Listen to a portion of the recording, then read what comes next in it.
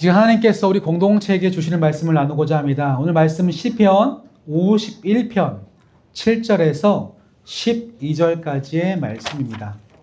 저와 여러분이 한 절씩 번갈아 가면서 교독하시겠습니다. 우슬초로 나를 정결하게 하소서. 내가 정하리이다. 나의 죄를 씻어 주소서. 내가 눈보다 희리이다. 내게 주셨고 눈소리를 들려주시사 주께서 거꾸신 들어들도 결고하게 하소서. 주의 얼굴을 내 죄에서 돌이키시고 내 모든 죄악을 지워 주소서. 하나님이여 내 속에서 마음을 창조하시고 내 안에 정직한 영을 새롭게 하소서. 나를 주 앞에서 쫓아내지 마시며 주의 성령을 내게서 거두지 마소서. 주의 구원의 이름을 내게 주시고 자원하는 심령을 주사 나를 붙드소서. 아멘. 오늘은 본문을 중심으로 구원의 감격이 메말랐을 때라는 제목을 정하고 그 하나님의 말씀을 전하고자 합니다. 우리는 지난주 이 삭개오 이야기를 통해서 구원의 감격을 맞이한 사람들이 어떤 반응을 보이는지 함께 생각해 보았습니다. 구원을 경험한 삭개오는요, 그 감격한 나머지 자신의 모든 것, 즉 물질이라는 소유를 다 내려놓을 정도로 예수님을 자신의 전부이자 주인으로 삼았습니다. 이것이 바로 삭개오가 경험한 구원에 대한 반응이었죠. 그런 점에서 저와 여러분이 이 시간 앞뒤 좌우를 바라보시면서 이렇게 함께 인사를 좀 나눠보면 좋겠습니다. 예수님이 저와 당신의 주인 되십니다. 함께 인사 나누시겠습니다. 시작. 예수님이 저와 당신의 주인이십니다. 이 고백을 하셔야 됩니다. 주인이십니다. 이렇게 매일매일 주인 되신 예수님께 즉각적인 반응을 보여드리며 풍성한 삶으로 함께 나아가시는 저와 여러분 되어지기를 이 시간 간절히 축복합니다. 아멘. 우리는 지난주부터 이 구원에 대해서 이야기하고 있습니다. 구원은 두 가지 얼굴이 있죠. 양면성. 바로 이미 시작되었지만 아직 그 구원이 완성되지는 않았다고 하는 이 두 가지에 대해서 묵상 중입니다. 그렇습니다. 구원은 이미 시작되었습니다. 우리는 이미 예수 그리스도로 말미암아 의롭게 되었다. 칭의가 이미 구원으로 시작되었습니다. 하지만 아직 온전히 성화, 완성은 되지 않았습니다. 때문에 저와 여러분이 그리스도인이 되었지만 그럼에도 불구하고 내 삶이 진정 예수님을 따라가고 있는지 매일매일 점검하는 것은 매우 중요합니다. 혹시나 점검하면서 나의 삶의 방향성이 주님께 향하고 있지 아니한다면 끊임없이 그것을 수정하고 맞춰가야 합니다. 그러면서 제가 지난 시간에 우리 구원이 크게 흔들릴 때가 있다고 두 가지 예를 말씀드렸습니다. 첫 번째 기억나십니까? 우리는 왜 우리의 구원을 그럼에도 불구하고 흔들립니까? 바로 말씀에서 뭐 할 때? 멀어질 때입니다. 말씀에서 멀어지면 주님의 격려와 응원의 목소리에서 멀어지는 것이기 때문에 우리의 삶도 주님을 따라갈 수가 없는 거죠. 두 번째, 우리가 구원이 감격이 희미해질 때는 언제입니까? 지나치게 삶이 고단할 때입니다. 육체적으로, 정신적으로, 환경적으로 너무 피폐하면 구원의 감격이 짓눌리게 되어지는 거죠. 그래서 예수님을 따르는 것이 버거워지게 됩니다. 때문에 우리는요, 잠언서 31장 말씀에 이 아굴의 기도가 매우 중요하다는 것을 생각해 보게 됩니다. 아굴이 뭐라고 하나님께 기도했냐면, 주님, 너무 배불러서 부유해서 주님을 모른다 하지 않도록 도와주시고, 너무 배가 고파서 가난해서 범죄하는 일이 없도록 나를 도와달라고 기도했습니다. 이 고백은요, 그냥 적당히 대충 살게 해주세요라는 말이 아니라 그 중심에는 바로 어떤 상황이라도 하나님을 향한 시선을 잃어버리지 않도록 해주세요라고 하는 그 신앙의 고백이 그 속에 중심이 되고 있는 거죠. 이렇게 우리는 때때로 구원의 감격을 잃어버리고 흔들립니다. 첫 번째, 말씀에서 멀어질 때.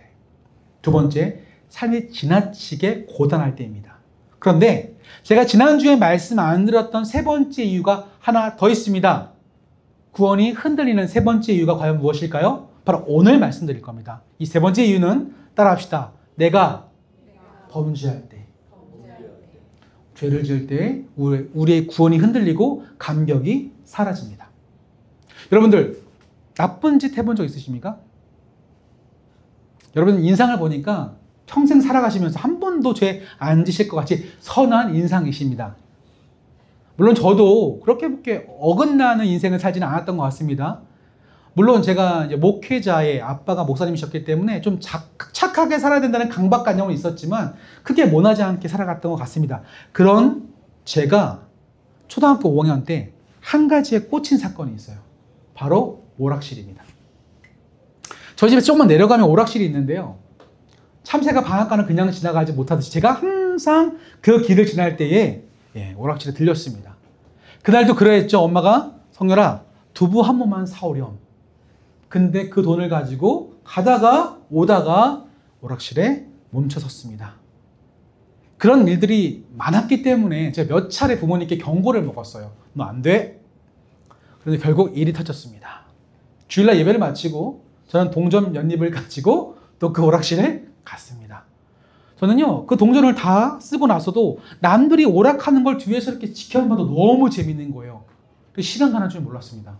근데 누가 이렇게 톡톡 뒤를 치는 거예요. 제 동생이었습니다. 그러면서 이렇게 씩 웃으면서 이렇게 얘기했습니다. 형 이제 죽었다. 제가 무려 5시간 동안 거기 있었더라고요. 이미 죽었다고 하는데 제가 집에 돌아갈 수 있겠습니까? 어떻게 했을까요? 가출했습니다. 집을 떠났어요.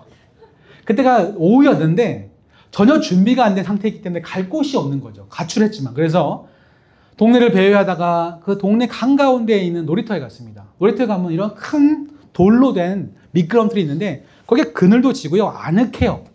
그 자리에 잘 들어가서 사람들이 노는 걸 바라보면서 가만히 그곳에서 안식을 취하고 있었습니다. 그런데 시간이 점점 지나니까 해가 뉘엿뉘엿 지는 거죠. 게다가 부모와 함께 왔던 아이들이 다 집에 돌아가서 그 큰 운동장에 아무도 없는 거죠. 그 근처는 평상시에 그 동네 불량한 형들이 많았기 때문에 막 무서워지기 시작했어. 큰일 났다. 아무도 없고 나 어떡하지? 이러다가 정말 형들한테 맞는 거 아니야? 하면서 막 마음 졸이면서 제가 그 미끄럼틀 아래서 고뇌했던 기억이 있습니다. 여러분 이게 바로 죄를 범한 이 범죄한 사람의 전형적인 모습 아닐까요?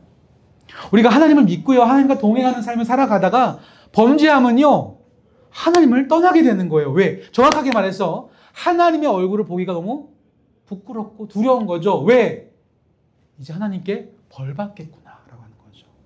이 시선은 에덴 동산에서 범죄했던 아담과 하와의 시선과 일치합니다. 그들도요 그 마음속에 범죄하고 나서 죄책감이 들어왔을 때 그때서 하나님의 음성이 들렸지만 숨어버렸습니다. 부끄러워서 자신을 가리기 위해서 나뭇잎으로 옷을 지어 입었습니다. 결국 범죄한 인간은 하나님을 두려워하게 되어지고 스스로 하나님에게서 자신을 멀어지게 만듭니다. 그렇다면 세상에서 이런 죄책감의 문제를 어떻게 다루고 있을까요? 인본주의 심리학에서 보면 우리 인간의 원죄를 부정합니다. 원죄를 부정하죠. 그래서 인간은 선하지도 악하지도 않은 중립적인 존재라고 가르치죠. 때문에 만약 누군가가 범죄하면요 그를 그의 책임이라고 보지 않아요.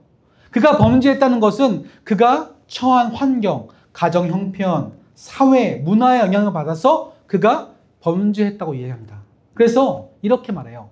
그가 잘못한 게 아니라 그를 그렇게 만든 것은 이 사회다. 이런 얘기 들어보셨을 겁니다. 이렇게 인본주의 심리학에서는요. 원죄를 부정하기 때문에 인간에게 그 죄를 돌리지 않습니다. 그런데요. 결국 인간은 깊숙한 그 마음속에 들어가 보면 자기 중심적인 이기성이 있기 때문에 이 위에 타락한 인간이 죄를 짓고 범죄하고 열매를 맺습니다. 때문에 자신에 대한 책임을 부정할 수는 없는 거죠.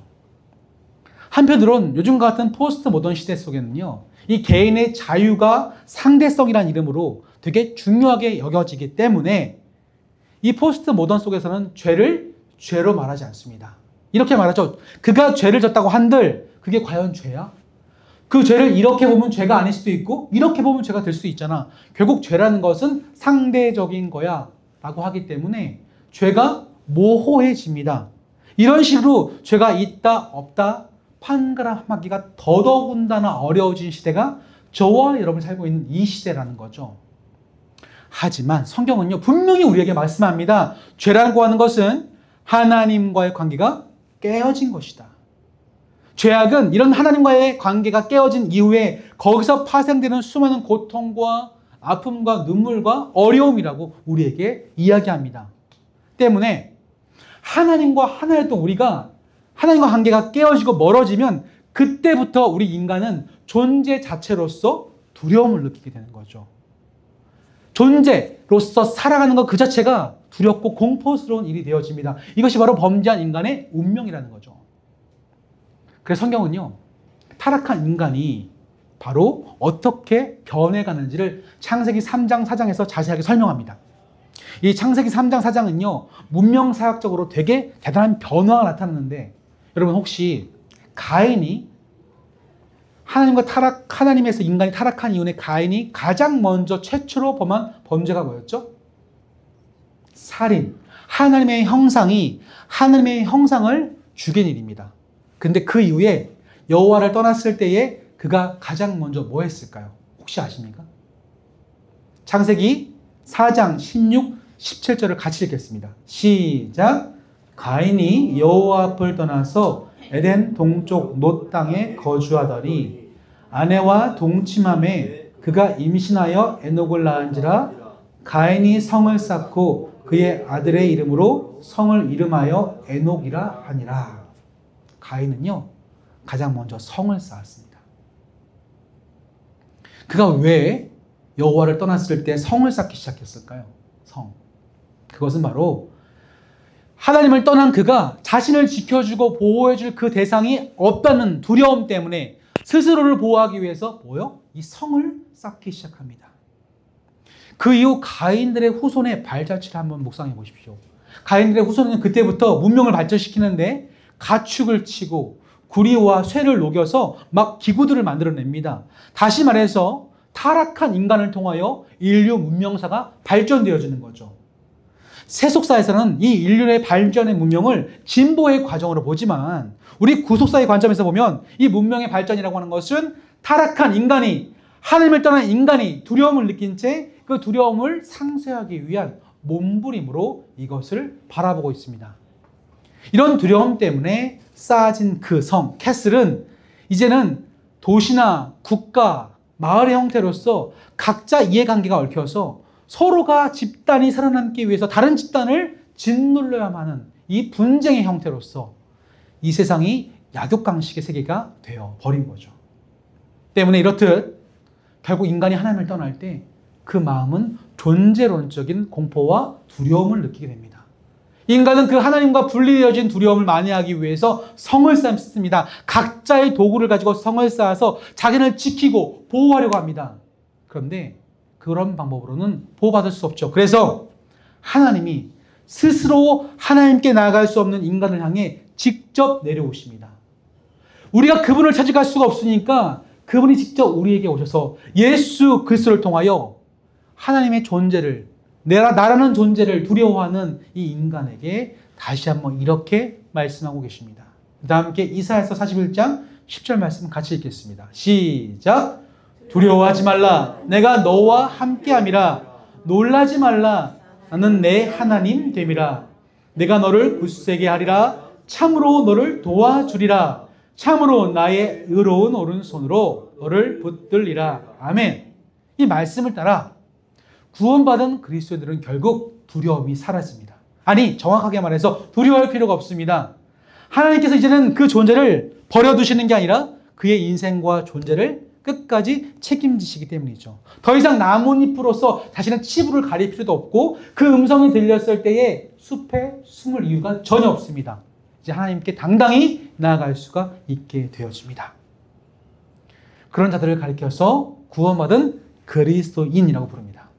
그런데 그런 구원을 받은 담대하게 된 우리 그리스도인들도 또다시 그 하나님이 두렵게 느껴지고 무섭고 내 존재와 삶이 너무나 걱정되고 염려되는 일들이 자꾸만 내 삶 속에 반복되어집니다. 언제요? 아까 얘기 드렸죠? 범죄할 때입니다. 범죄하면 죄책감이 나를 짓누르죠. 난 자격이 없구나. 또 실수했구나. 하나님께 벌받게 했구나. 라고 하면서 두려움에 떨기 시작합니다. 이에 대하여 오늘 시편 51편은 우리 인간적인 그 두려움이 무엇인지를 우리에게 잘 보여주고 있습니다. 이 시편 51편의 시는요, 어떤 상황 속에서 쓰여졌습니까? 잘 아시죠? 이 시편 51편의 표제어를 보면 그 상황이 잘 설명되어 있습니다. 앞에를 보시면서 같이 읽어볼까요? 시작! 다윗의 시, 인도자를 따라 부르는 노래. 다윗이 밧세바와 동침한 후 선지자 나단이 그에게 왔을 때, 즉 다윗이 범죄하고 났을 때, 간음하고 났을 때 선지자가 찾아오자 그때 회개하며 불렀던 시가 바로 이거라는 거죠. 오늘 이 시편 51편의 배경되는 본문이 사무엘하 11장인데요. 이 11장을 묵상해보면 그토록 한결같고 신실하던 다윗이 어쩌다가 범죄하게 되었는지를 우리 그 근본적인 이유에 대해서 생각해 볼 수 있습니다. 그는 이스라엘의 왕이었습니다. 그 왕의 자리는 그에게 있어서 하나님이 허락하신 바로 사명의 자리예요. 그 당시 이스라엘은요, 이 암몬 족속과의 전쟁 중이었습니다. 다윗은 처음부터 마지막까지 항상 자신들의 부하들과 함께 전장을 누볐기 때문에 그때도 암몬과의 전쟁에 참여해야만 했죠. 그런데 안타깝게도 그랬던 그가 이번에는요, 이 전투의 자리에 나가지 않습니다. 성경은 이런 상황을 가리켜서 사무엘하 11장 1절에서 이렇게 설명합니다. 함께 읽겠습니다. 시작! 그 해가 돌아와 왕들이 출전할 때가 되매 다윗이 요압과 그에게 있는 그의 부하들과 온 이스라엘 군대를 보내니 그들이 암몬 자손을 멸하고 랍바를 에워쌌고 다윗은 예루살렘에 그대로 있더라. 아멘. 그가 전쟁의 자리에 나가지 않았다? 이 말은 우리식으로 설명해보면 사명의 자리를 소홀히 했다 이런 뜻입니다. 하나님께서 그에게 맡겨주신 그 사명의 자리에서 하나님께 간절히 기도하고 간구하면서 하나님과 친밀한 관계와 교제 가운데 그 일을 감당해야 됐는데 그 사명의 자리를 지금 저버렸습니다. 여러분, 원래 다윗의 별명이 뭔지 아십니까? 기도의 사람이에요. 성경은요, 사무엘 상하에 여러 번 자주 다윗이 여호와께 여짜와 아르되 이 표현들이 있습니다. 그 말은 뭐 할 때마다 하나님께 계속 기도했던, 간구했던, 그로 말미암아 하나님이 내 삶에 개입하시기를 계속 요청했던 하나님을 향한 다윗의 친밀한 관심과 교제가 있다는 거예요. 얼마나 그가 하나님과 가까운 사이였는지를 이 대목을 통해서 알 수 있습니다. 그런데 그랬던 그가 사명의 자리에 떠나버렸습니다. 사명을 버리자 우리식으로 표현하면 교회 직분에 있던 사람이 그 자리에 물러났을 때 마음이 느슨해지고 늘어진 것과 같은 위치죠. 긴장감이 사라지니까 하나님께 요청하지 않고 하나님의 뜻을 기도하면서 요청하지 않으니까 느슨해지는 거죠. 이때 그의 삶에 범죄의 조짐이 시작됩니다. 사무엘하 11장 2절 같이 읽겠습니다. 시작! 저녁 때에 다윗이 그의 침상에서 일어나 왕궁 옥상에서 거닐다가 그곳에서 보니 한 여인이 목욕을 하는데 심히 아름다워 보이는지라. 지금 다윗이 언제 일어났대요? 저녁 때에 침대에서 일어났습니다. 이게 뭡니까? 열심히 낮에 일하고 수고하고 헌신해야 될 그가 삶의 패턴이 무너져 버렸다는 거죠. 느슨해지니까, 영이 늘어지니까 왼종일 늘어져 자다가 밤에 저녁에 늦게 일어나서 어슬렁어슬렁 할 일이 없어 거닐다가 자신의 눈을 사로잡는 한 장면을 보게 되는 거죠. 바로 한 여인이 너무 아름답게 보였습니다. 이 장면에서 우리는 자연스럽게 창세기 2장에 3장에 나온 하와의 그 시선을 보게 됩니다. 하와가 하나님이 먹지 말라고 하신 나무의 열매의 실과를 바라볼 때에 두려워했어요. 경계해야 돼요. 그런데 사탄이 그의 마음속에 그 열매를 어떻게 만들었죠? 보암직도하고 탐스럽게 만들었습니다. 사탄은요, 우리가 뭔가 선을 넘게 만들 때에 이렇게 눈을 가리웁니다. 보암직도하게, 아름답게, 탐스럽게 그 대상을 보게 만들어 버린다는 거죠. 자, 이 이후에 다윗에게는 어떤 일이 벌어졌습니까? 첫 번째, 간음합니다. 밧세바와 동침합니다. 두 번째, 우리아를 죽입니다. 살해하죠. 살인입니다.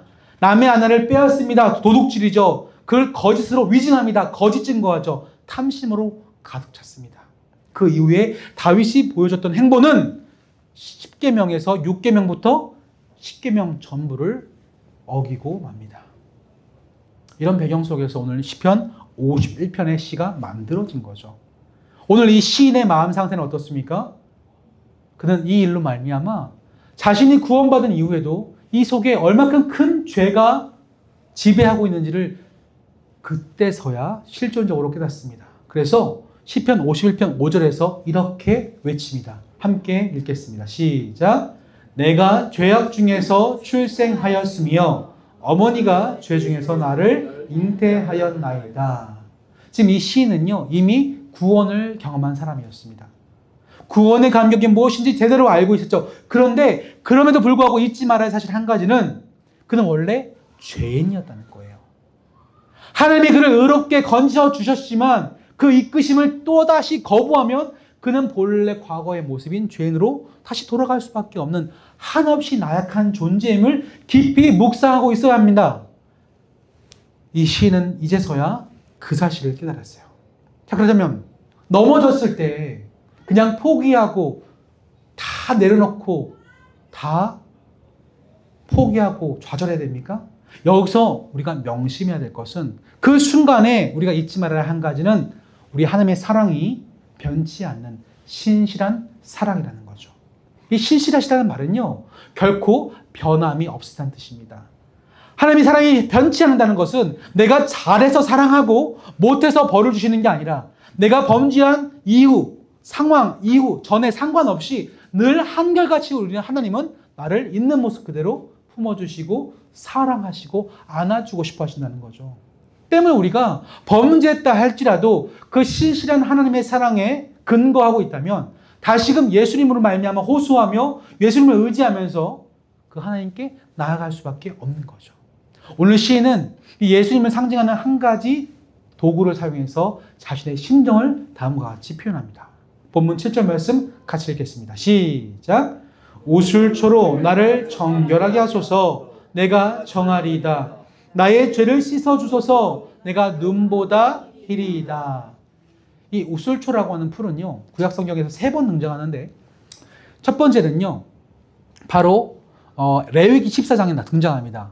이 레위기 14장 말씀을 보시면 문둥병 걸린, 부정한 병에 걸린 이 자가 온전히 치유가 되면 그가 영적으로 깨끗해졌다는 것을 확인하기 위해서 우술초를 이렇게 해서 피를 뿌렸습니다. 두 번째로는요, 민수기 19장에 이 우술초가 나오는데 그때는 죽음과 관련된 부정함이 찾아왔을 때 이 부정함을 깨끗하게 만드는 도구로 우술초를 또 사용했습니다. 또 마지막 대표적으로 한 군데는요, 출애굽기 12장인데 여러분 아시죠? 출애굽 10가지 재앙이 있을 때 10번째 장자 재앙이 이스라엘을 피해가야만 했습니다. 이때 하나님께서 뭐라고 말씀하시죠? 어린 양의 피를 너희 좌우 임방과 문설주에 바르라. 그때 그 피를 바르는 도구가 이 이 우술초였습니다. 때문에 이 우술초라는 의미는 첫 번째, 부정함에서 정결함으로 되어지다. 두 번째, 죽음에서 생명으로 옮겨지다. 이런 뜻입니다. 이 우술초를 가지고 이 시인은 자신이 부정함에서 정결함으로, 죽음에서 생명으로 옮겨지게 해달라고 지금 하나님께 간절히 간청하고 있는 거죠. 때문에 저와 여러분들에게 있어 이 시대의 우술초는 우리를 더러움에서 정결함으로, 죽음에서 생명으로 옮기신 예수 그리스도의 보혈을 상징하는 것인 줄로 믿습니다. 우리가 그것을 의지하여서 지금도 예수님을 붙잡고 여러분이 구원의 감격을 빼앗긴 채 범죄함으로 주저앉아 있다 할지라도 예수님께 호소하고 의지하고 은혜의 보좌로 나아가려고 할 때 하나님은 여러분 자신의 모습을 바라보시는 게 아니라 여러분을 감싸 안고 계신 그 예수님을 바라보고 맞이해 주시는 거죠. 그러면서 오늘 시인은요, 다시금 주님을 따르겠다고 고백하며 나갑니다. 본문 10절 말씀 같이 읽겠습니다. 시작. 하나님이여 내 속에 정한 마음을 창조하시고 내 안에 정직한 영을 새롭게 하소서. 일반적으로 이 마음이라고 하면요, 우리 감정이 일렁이는 장소라고 알려져 있지만 이 히브리적 사고로 보면 이 마음은요, 감정이 아니라 우리 의지가 만들어지는 장소를 이 마음이라고 표현했습니다. 즉 마음을 새롭게 함으로 변화를 받아서 내 의지적인 행동이 변화가 일어날 때 그 근본이 마음에서 일어난다고 하는 거죠. 지금 이 시인은 이 마음이 정한 마음으로 창조되기를 기도합니다. 이 창조되다라는 단어가 히브리어로 바라라는 단어인데 이 바라는 언제 사용되었냐면 창세기에 하나님께서 무에서 유를 창조하셨을 때 사용된 그 단어를 지금 여기에도 쓰고 있습니다. 이 말의 뜻은 내 안에 정한 마음은 나의 의지와 나의 노력과 나의 어떤 열심으로 만들어지는 게 아니라 내가 그런 마음을 담아 하나님께 나아갔을 때 하나님이 이 속에 무에서 유를 창조하시는 것처럼 내 속에 하나님을 따라갈 수 있는 그 마음을 부어주신다, 창조하신다라는 그런 고백인 줄로 믿습니다. 그렇게 따라가는 고백으로 하나님께 뜻을 구하고 나가는 자에게 이제 마지막으로 이 시인은 11, 12절에서 다음을 요청하고 있습니다. 마지막으로 함께 읽어볼까요? 11절, 12절 시작! 나를 주 앞에서 쫓아내지 마시며 주의 성령을 내게서 거두지 마소서. 주의 구원의 즐거움을 내게 회복시켜 주시고 자원하는 심령을 주사 나를 붙드소서. 아멘. 사랑하는 성도 여러분, 여기까지가 구원의 감격을 잃어버린 채 지금 방황하면서 범죄함으로 하나님과 멀어졌던 한 신앙인의 고백입니다. 그는 누구보다 하나님을 열심히 섬겼고 사랑하는 인물이었죠. 하나님과 누구보다 친밀한 관계를 맺고 있었습니다. 그런데 그도 어쩔 수 없는 죄인이었습니다. 넘어졌고 사명의 자리에서 떠나 있었고 주님과의 치밀한 관계로 멀어졌고 이 속에 죄된 본성이 일어나서 또 범죄할 수밖에 없는 한 나약한 인간이었습니다.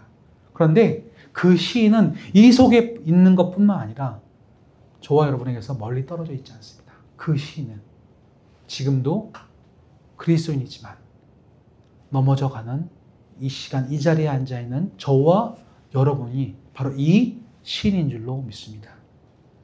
우리도 구원의 감격을 경험했지만 내 안에 죄성이 남아있어. 때로는 그 죄성의 죄의 열매가 따라가는 말미암아 또 넘어지고 쓰러지고 하나님 보시기에 부끄러운 행동들을 합니다. 그때 우리가 경험하는 것은 실존적인 두려움 아닙니까? 나 큰일 났다. 또 하나님의 얼굴을 볼 면목이 없어. 부끄러워서 두려움에 떨면서 자기만의 성을 쌓아가면서 그 두려움을 해결하려고 하는 헛된 시도들을 하게 되어집니다. 때로는 착각합니다. 내가 각각 쌓았던 그 성으로 말미암아 내가 충분히 나를 보호할 수 있다고 믿어버립니다. 하지만 오늘 이 시인의 고백을 통해 하나님은 다시 우리에게 기본으로 돌아가라고 우리에게 말씀하고 계시지 않습니까? 구원의 감격에 메말라서 범죄에서 주저앉아 있다면 너가 처음 예수님을 만났던 그때로 다시 돌아가라는 거죠. 그때 여러분이 죄인 됐을 때도 주님께 사랑하셨기 때문에 찾아오셨고 그 오심에 대한 인격적인 반응으로 기쁨의 구원의 감격을 회복하고 새로운 삶을 시작하지 않았습니까? 마찬가지로 지금도 혹시 그런 상황이 있다면 솔직하게 우리의 우술조 되어주시는 예수 그리스도께 고백하면서 내 안에 여전히 신음하시고 침묵하시는 성령 하나님의 역사하심을 구하면서 다시 일어나 나아가라고 우리에게 말씀하고 계신 것은 아닐까요? 여러분, 이것이 바로 신앙생활입니다. 여러분요, 예수를 믿었지만 완벽할 수가 없어요. 또 넘어집니다. 또 쓰러집니다. 한 번 시작된 구원이지만 완성에 이르기까지 한 번에 완성되지 않기 때문에 오늘도 이 구원을 디자인하시고 완성하시고 지금도 적용하시는 성부, 성자, 성령, 성삼위 하나님께 의지하면서 나아갈 때에 우리의 구원이 온전한 영화, 저 하나님 나라에 들어갈 때까지, 완성될 때까지 성숙하게 되어질 수 있습니다. 혹시 여러분 중에서 이 구원의 감격이 희미해져서 또다시 여러분의 생업이, 삶이 두렵고 떨리고 자기 나름대로 성을 쌓아서 이것을 어떻게든 해결해 보려고 하는 헛된 시도를 하는 분들이 혹시 계시다면 오늘 이 시편 51편의 고백이 여러분의 고백이 되어지기를 축복합니다. 다시 예수님께 부르짖으십시오. 목소리의 크기 상관없습니다. 장소 상관없습니다. 이런 마음속에서 그냥 한마디 던지시면 됩니다. 예수님, 도와주십시오. 예수님, 잘못했습니다. 이 한마디가 하나님과 여러분이 맡겼던 그 소통의 길을 다시 한번 확 열어주게 되고 죄책감에 사로잡혀서 주님께 나아갈 때마다 주님을 떠올릴 때마다 두려웠던 내 마음이 자유함을 얻게 되며 다시금 하나님의 뜻을 구할 수 있는 구원의 감격이 회복될 줄로 믿습니다. 여러분의 구원의 감격이 메말랐을 때 오늘 이 시인의 고백처럼 예수의 이름을 부르며 함께 나아갈 수 있는 저와 여러분의 한 주 되어주시기를 주님의 이름으로 간절히 축원합니다. 아멘. 시간 말씀을 정리하면서 함께 기도의 제목을 놓고 고백하고자 합니다. 세 가지를 놓고 기도하고 싶은데요. 첫 번째는 하나님, 내가 우슬초이신 나의 우슬초가 되어주시는 예수님께 다시금 나아가 내 짐을 다 내려놓을 수 있도록 인도하여 주옵소서. 내가 해보려고 했던 것들, 내가 계획했던 것들, 내가 애써서 지켜내려고 했던 모든 것들이 헛된 것임을 알고 예수님께 맡겨드릴 수 있는 고백 다시 시작되게 해달라고 기도합시다. 두 번째로 잃어버렸던 구원의 감격을 내 안에 회복시켜 주시고 이 구원의 즐거움이 풍성하다고 하는데 하나님, 이 구원의 감격과 즐거움을 다시 한번 내게 회복시켜 주시옵소서. 세 번째로 우리 지어져가는 교회 공동체가 이 구원의 기쁨과 감격을 전할 수 있는 사명을 감당할 수 있게 해달라고 이 세 가지를 놓고 함께 이 시간 소리내어 통성으로 기도하시겠습니다. 살아계신 하나님 참으로 감사드립니다. 우리 삶 속에서 이미 구원받은 존재로서 살아가면서 우리가 주님에 대한 감격과 구원에 대한 기쁨을 누리며 즐거움 속에 살아가다가도 때로 사명을 잃어버리고 하나님과 친밀한 교제를 소홀히 했을 때에 우리 또다시 우리 죄된 본성의 영향을 받고 쓰러지고 넘어지며 다시 그 유혹에 내가 넘어갈 때가 있습니다.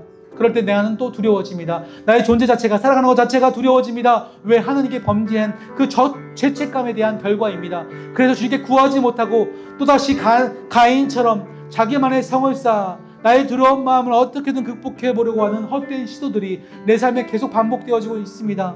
그런 상황 속에서 오늘 시인을 통하여 우리에게 주님 말씀하고 계십니다. 그 헛된 성을 쌓을 것이 아니라 다시 나의 든든한 성이자 산성이자 나의 구원의 소망이신 예수 그리스도께 나아가라고 우리 주님은 오늘 말씀을 통하여 우리에게 이야기하고 계십니다. 주님, 그럴 때 중요한 것은 다른 것이 아닙니다. 내 마음의 한 줄기의 외침이면 됩니다. 내 마음속에 작은 소망이면 됩니다.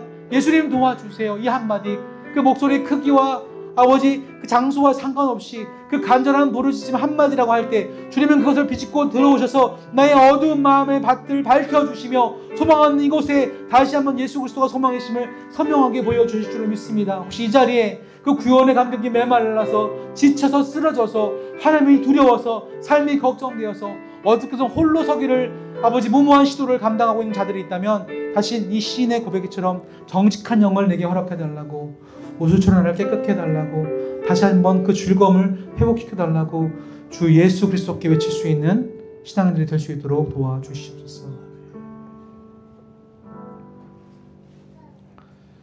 신실하신 하나님 아버지, 오늘 주신 이 말씀을 통해 시인과 같은 넘어짐을 경험하는 우리에게 다시금 소망을 일깨워 주심에 참으로 감사를 드립니다. 우리도 구원을 경험하고도 자꾸만 죄악에 빠져 허덕일 때가 있습니다. 그럼 우리를 불쌍히 여겨 주시옵소서. 바라건대 죄책감에 시달려서 하나님을 떠나 방황할 때에 다시 자기만의 성을 쌓으면서 그 두려움을 해결하려고 할 때마다 그 헛된 시도를 다 내려놓게 하시고 주님께로 돌아와 주님 도와주세요. 이 솔직한 고백 속에 주의 도우심을 구할 수 있는 우리 모두가 되어지도록 인도하여 주시옵소서.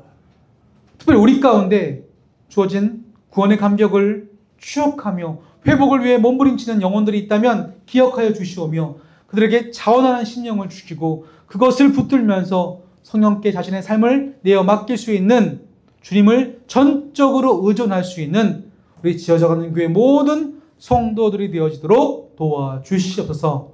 이 모든 간구 지금도 우리의 평안이 되시는 살아계시는 예수님 이름으로 기도드립니다. 아멘.